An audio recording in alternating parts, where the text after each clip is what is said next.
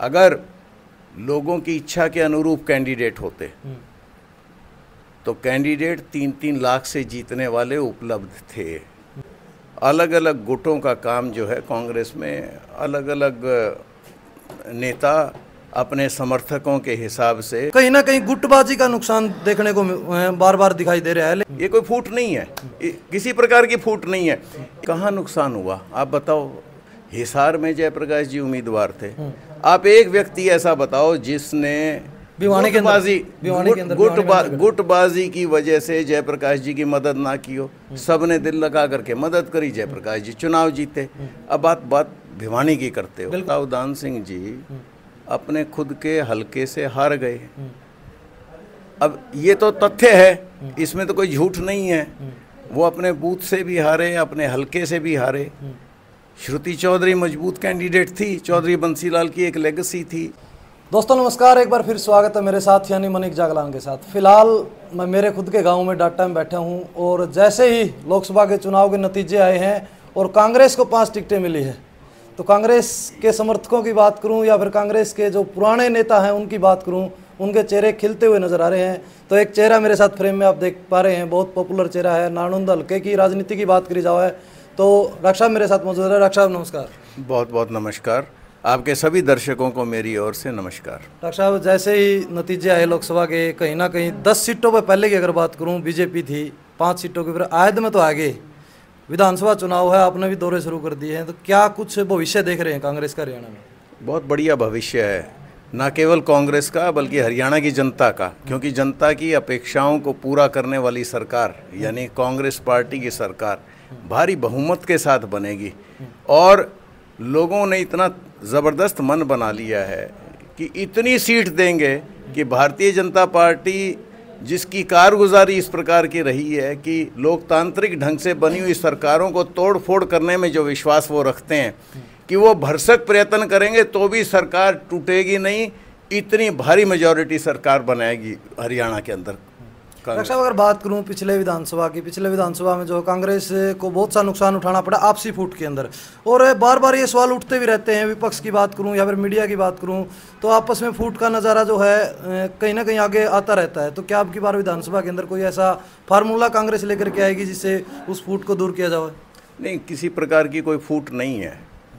और अलग अलग गुटों का काम जो है कांग्रेस में, अलग अलग नेता अपने समर्थकों के हिसाब से हमेशा से हर पार्टी में रहे हैं। ऐसा नहीं है कि भाई वो सिर्फ कांग्रेस में है। आप याद करो, अगर पुराने इतिहास को देखोगे, चौधरी बंसीलाल और चौधरी भजनलाल का आपस में उस तरह का आंकड़ा था कि भाई एक दूसरे के साथ नहीं बनती थी मगर कांग्रेस को मजबूत करते थे। उसके बाद चौधरी भजनलाल जी, चौधरी भूपेंद्र सिंह हुड्डा। तो ये तो पार्टी के भीतर लोकतंत्र है। हर आदमी की इस प्रकार की खुली छूट है कि वो अपने ढंग से कांग्रेस पार्टी को मजबूत कर रहे, अपने इलाके में कांग्रेस पार्टी को मजबूत करे, हम अपने समर्थकों को जो है ऊर्जा देता रहे। ये कोई फूट नहीं है, किसी प्रकार की फूट नहीं है। एक चीज़ पक्की है कि हमारे नेता राहुल गांधी हैं। एक चीज़ पक्की है कि हमारी नीति वही है जो कांग्रेस पार्टी की बनाई हुई नीति है। और हमारा ध्येय भी, हर नेता का ध्येय भी एक ही है कि हरियाणा में कांग्रेस की सरकार बने ताकि लोगों को भारतीय जनता पार्टी के कहर से निजात दिलवा सके हम।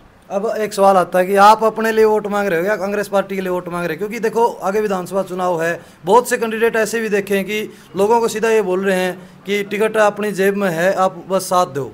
मैं आज से नहीं, जिस दिन से मैंने कांग्रेस पार्टी ज्वाइन करी थी सन 2000 में, तब से लेके आज तक हमेशा कांग्रेस को मजबूत करने का काम मैंने किया है। कांग्रेस के अच्छे दिन आए हों, कांग्रेस के बुरे दिन आए हों, कांग्रेस के सभी लगभग पदों पे मैं रह चुका हूँ। मैं प्रदेश कांग्रेस कमेटी का डेलीगेट हूँ। मैं 2000 से लेके आज तक डेलीगेट हूँ। मैं अखिल भारतीय कांग्रेस कमेटी का डेलीगेट हूँ। तो हमने तो हमेशा कांग्रेस के लिए काम किया है। पिछले इलेक्शन में भी कांग्रेस के लिए काम किया था, उससे पहले भी कांग्रेस के लिए काम किया है, करते रहेंगे, निरंतर करते रहेंगे। हम तो कांग्रेस को मजबूत करने का काम कर रहे हैं। ये कांग्रेस के नेतृत्व की मर्जी है कि वो चुनाव किसको लड़ाएं, टिकट किसको दें। उसमें अगर मगर नहीं चलेगी। कांग्रेस के हर उम्मीदवार को जिताने का कांग्रेस के हर कार्यकर्ता और नेता का फर्ज है। डॉक्टर साहब, आपने बात की कि हर कार्यकर्ता, मतलब ये सोच रहे कार्यकर्ता की तो अगर मैं बात करूं, हम जब भी मतलब ये लोकसभा चुनाव की बात करते हैं, लोकसभा चुनाव में जब लोगों के बीच में गए सर्वे करने के लिए, तो एक देसी भाषा में अपना हुए तो सीधी नहीं होगा भाई कांग्रेस वाले से कुत्ता तैर दी उसने भी जितावांगे, आपने भी सुनी होंगी ये चीज़ें। तो कहीं ना कहीं गुटबाजी का नुकसान देखने को बार बार दिखाई दे रहा है, लेकिन लोगों की जो है भावना बन चुकी है। कहाँ नुकसान हुआ आप बताओ? हिसार में जयप्रकाश जी उम्मीदवार थे, आप एक व्यक्ति ऐसा बताओ जिसने गुटबाजी की वजह से जयप्रकाश जी की मदद ना की हो। सबने दिल लगा करके मदद करी, जयप्रकाश जी चुनाव जीते। अब बात भिवानी की करते हो। बिल्कुल कुमारी, एक मिनट में आपको रोकना चाहूँ, कुमारी शैलजा का आपने बयान भी सुना होगा, उन्होंने बताया कि अगर सीटों को थोड़ा और अच्छे तरीके से बांटा जाए और तो कहीं ना कहीं ये सीटें भी आनी थी। बोला भिवानी की भी आपने सुना होगा, भिवानी के अंदर कहीं ना कहीं फूट की वजह से जो है रावदान सिंह। देखो उन्होंने जो बात कही वो तथ्यों पर आधारित बात की है। भिवानी में उन्होंने ये कहा कि श्रुति चौधरी अगर उम्मीदवार होती तो वो जीतती, और वो तथ्यों पे आधारित बात है। आप देखो रावदान सिंह जी अपने खुद के हलके से हार गए। अब ये तो तथ्य है, इसमें तो कोई झूठ नहीं है। वो अपने बूथ से भी हारे, अपने हलके से भी हारे। श्रुति चौधरी मजबूत कैंडिडेट थी, चौधरी बंसीलाल की एक लेगेसी थी, 60 साल से उस परिवार का उस इलाके में वर्चस्व था। तो इसमें फूट कहाँ थी? इसमें फूट वाली तो कोई बात ही नहीं है। नारनौंद की बात कर लेते हैं डॉक्टर साहब। नारनौंद की अगर बात करें, पिछले 5 साल जो है जेजेपी के खाते में ये सीट रही है, ये नारनौंद हल्का रहा है, लेकिन विकास की जब बात आती है तो लोग बड़े नाराज हैं। लोग कह रहे हैं कि 5 साल की बजाय 10 साल पीछे चला गया नारनौंद। मैं तो ये मानूंगा कि नारनौंद 10 साल नहीं, नारनौंद तो 20-25 साल पीछे चला गया।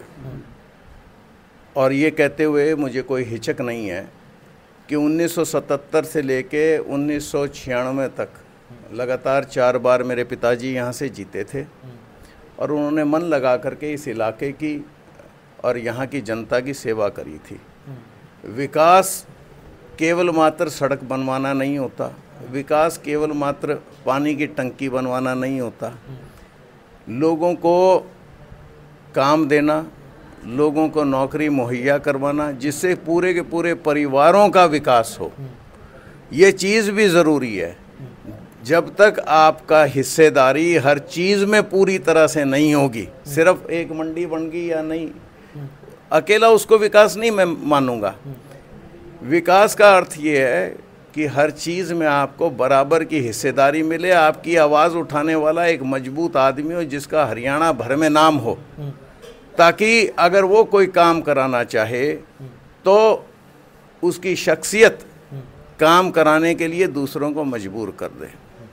तो ये 1996 के बाद से वो काम लगभग मृत प्राय हो गया। अगर आप याद करोगे, पुराने समय को याद करोगे, आपकी यहीं की बात मैं करूं तो डाटे से गुराने रास्ता ही नहीं हुआ करता था 1977 में। किसी बुजुर्ग से आप पूछोगे तो ये रास्ता उनका बनवाया हुआ है। मगर सिर्फ रास्ता बनाने को मैं विकास नहीं मानूंगा।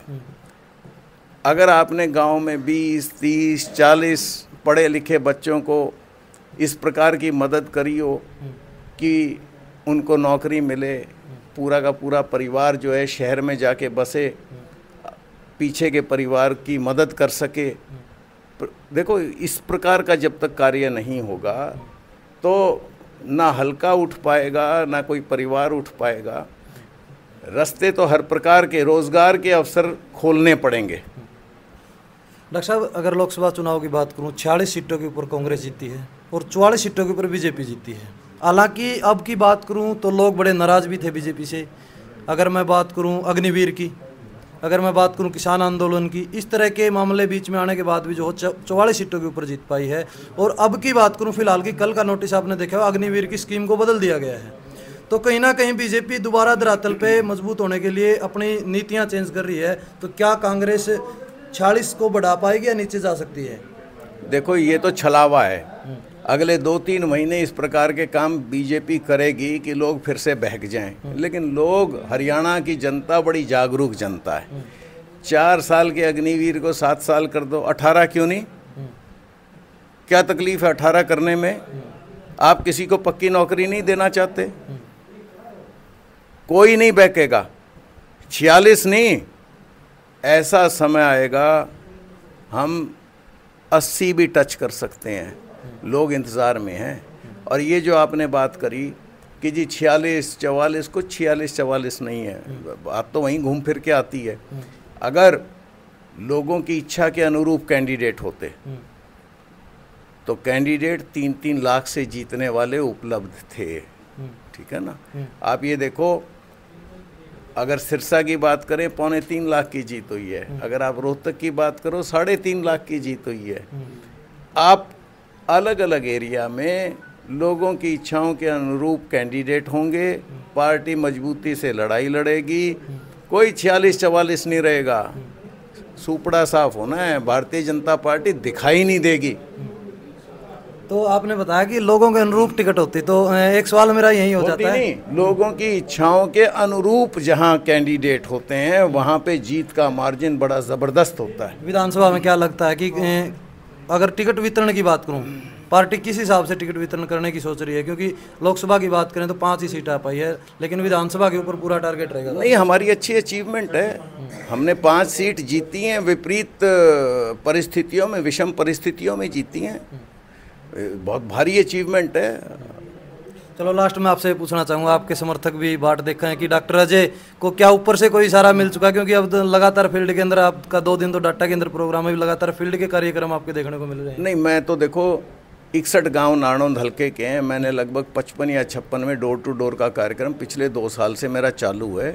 आप देखते भी रहते होंगे सोशल मीडिया के माध्यम से, मैंने लगभग 56 गाँव घर घर कर दिए। कोई किसी का इशारा नहीं, इशारा तो सिर्फ एक है, नेतृत्व का, कि पार्टी को मजबूत करना है, लोगों को पार्टी के साथ जोड़ना है और प्रयास करना है कि कांग्रेस पार्टी यहाँ पे मजबूत हो, जीत करके निकले।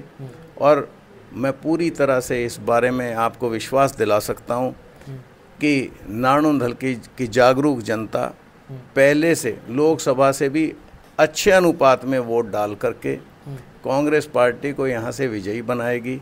और ये भी मेरा विश्वास है कि हरियाणा में, जैसे मैंने पहले आपको कहा, मजबूत सरकार और भारी मेजॉरिटी के साथ कांग्रेस पार्टी सरकार बनाएगी, जिसकी तरफ भारतीय जनता पार्टी देख भी नहीं पाएगी, और हम लोगों की इच्छाओं को पूरा करने वाली सरकार बनाएंगे।